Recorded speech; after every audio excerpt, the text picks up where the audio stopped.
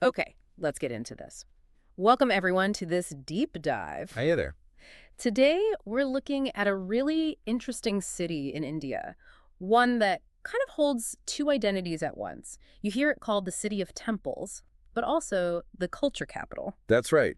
We're talking about Bhubaneswar, the capital of Odisha. And we've got this source document laid out, which gives us a pretty comprehensive look, actually. It covers, the ancient history, the modern side, the culture. The whole picture, really, and its place in the wider region, too. Exactly. So our mission here is to dig into that blend, the old history, the culture, the new development, and pull out the key takeaways the source offers, especially for you listening.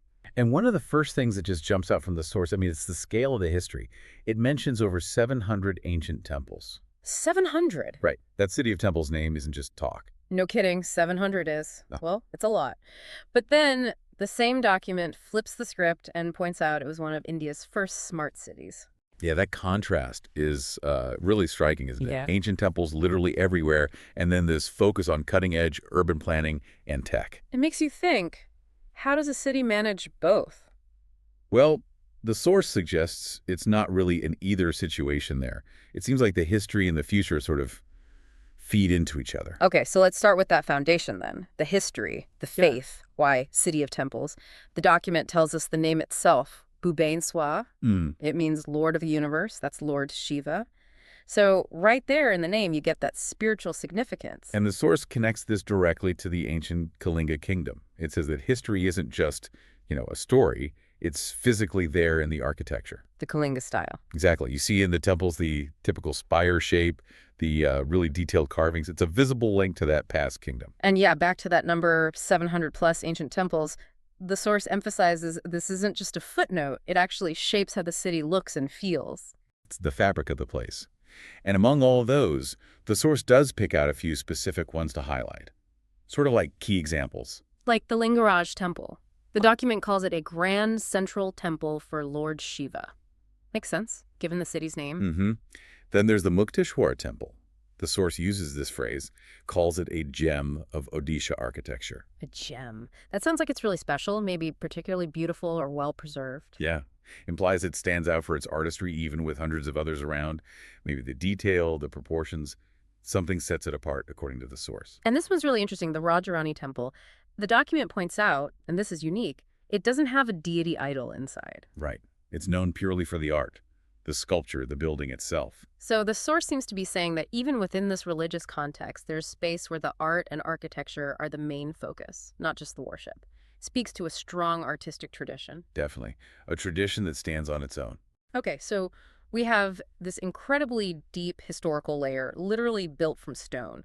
But as you said, the source makes it clear that's only half the story. It pivots pretty hard to modern Bhubaneswar. Absolutely. From ancient Kalinga to being, as the document stresses, one of India's very first smart cities. That's a big leap.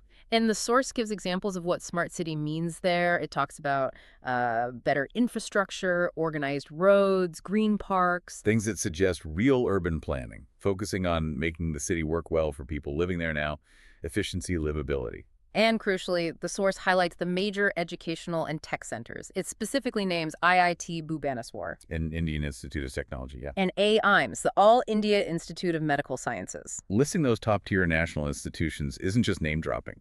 The source uses them to show Bhubaneswar is serious about becoming a hub for, research, education, modern healthcare. Building intellectual capital, not just roads. Exactly. And that's the core insight the document seems to offer about this blend. Cultivating the innovation, the skills, while holding on to that historical soul. It's not just saying it happens, it shows the ingredients. Okay, moving from the physical city and its systems, the source also talks a lot about the cultural pulse, or the culture capital aspect. Oh yeah, it paints a picture of a really vibrant scene, lots of festivals. It lists quite a few. There's the famous Ratha Yatra, the Chariot Festival, strongly linked with Puri nearby, but obviously huge in Bhubaneswar too. A major religious event, but also local ones, like Ekamra Utsav, the Mukteshwar Dance Festival. Tying back to that gem temple. Right, and Rajaparva Durga Puja. The document suggests this packed calendar really shapes the rhythm of life there, a mix of big religious dates and regional celebrations. And it's not just festivals. The source mentions specific art forms. Odissi a dance. classical Indian dance form that actually originated right there in Odisha. And Patachitra art, that's the traditional scroll painting, right? Yes, very distinctive style. The source highlighting these grounds the culture in these long-standing, tangible traditions. You can see them, experience them. And, well, you can't talk culture without talking food. The source gives us a little taste of Odia cuisine. It does. It names specific dishes. Dalma. Yeah, that's a lentil and vegetable dish, apparently quite staple. And chakuli pitha, some kind of pancake. A savory one, yeah. Yeah. And chinapoda, that's the famous baked cheese dessert. The source uses these to show, look, this region has its own unique flavors, distinct from other parts of India. Makes you hungry just reading about it. Okay, so the source builds this rich picture of the city itself, but then it zooms out a bit. It shows how Bhubaneswar connects to other important places nearby. Right, positioning it as sort of a hub, a jumping-off point for the region. It mentions Puri, for instance. Only about an hour away, the document says. Famous for the Jagannath temple, huge pilgrimage site, and beaches, too. So, major spiritual center and a coastal getaway, easily accessible. The source makes that link clear. Then there's Konark, the Sun Temple. The document flags it as a UNESCO World Heritage Site. Which it is, a real masterpiece of that Kalinga architecture we talked about, just on a massive scale. And the source also points to Chilika Lake, describes it as Asia's largest brackish water lagoon. So a major natural attraction close by. And don't forget the Udayagiri and Kandagiri caves, ancient Jain caves, adding another layer of history to the surroundings. So the point the source seems to be making is how all these places relate back to Bhubaneswar. It explicitly says Bhubaneswar, Puri, and Konark form the golden triangle of Odisha. That golden triangle concept, presented in the document, that's key. It frames Bhubaneswar as the anchor. It connects the temple capital, the big pilgrimage beach town, and the World Heritage Site into one circuit. Making it the center of this really rich historical and cultural zone, not just an isolated city. Exactly. So just to pull it together, this source has shown us Bhubaneswar through multiple lenses. The city of temples, that staggering number, 700 plus sun, the Kalinga style, specific gems like Lingaraj, Mukteshwar, the unique Rajarani. Then the modern trust, a pioneering smart city, driven by institutions like IIT and AIMS. And the vibrant culture, the festivals, the Odissi dance, Patachitra art, the distinct Odia food. And finally, its role connecting the region, the heart of that golden triangle, with Puri and Konark. Yeah, this deep dive, really following the thread of the source material, it reveals a city with so many layers. It's not just ancient or just modern. It's all happening at once. And the document wraps up with this really evocative phrase, doesn't it?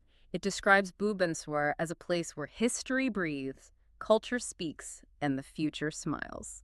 That's a lovely way to put it. And it kind of leaves you thinking, doesn't it? Drawn right from the source. Yeah, it poses a question, really. What does it actually take for a city to manage that? To embody history, culture, and the future all at the same time? How does a place become a living museum, a lively cultural hub, and a forward-looking engine, all successfully? Something to definitely ponder, thinking about how cities everywhere try to balance honoring their past while building their tomorrow.